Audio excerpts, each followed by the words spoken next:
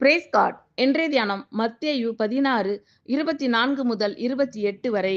அப்பொழுது இயேசு தம்முடைய சீஷர்களை நோக்கி, ஒருவன் என்னை பின்பற்ற வர விரும்பினால் அவன் தன்னைத்தான் வெறுத்து தன் சிலுவையை எடுத்துக்கொண்டு என்னை பின்பற்ற கடவன். தன் ஜீவனை இரட்சிக்க விரும்புகிறவன் அதை இழந்து போவான். என் நிமித்தமாக தன் ஜீவனை இழந்து போகிறவன் அதை கண்டடைவான். மனுஷன் உலகம் முழுவதையும் ஆதாயப்படுத்திக் கொண்டாலும் தன் ஜீவனை நஷ்டப்படுத்தினால் அவனுக்கு லாபம் என்ன? மனுஷன் தன் ஜீவனுக்கு ஈடாக என்னத்தை கொடுப்பான்? மனுஷகுமாரன் தம்முடைய பிதாவின் மகிமை பொருந்தினவராய் தம்முடைய தூதரோடும் கூட வருவார்.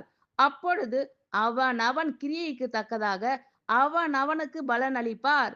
இங்கே நிற்கிறவர்களில் சிலர் மனுஷகுமாரன் தம்முடைய ராஜ்யத்தில் வருவதை காணும் முன் மரணத்தை ருசி பார்ப்பதில்லை என்று மெய்யாகவே உங்களுக்கு சொல்லுகிறேன் என்றார். ஆமென். Thank you Lord.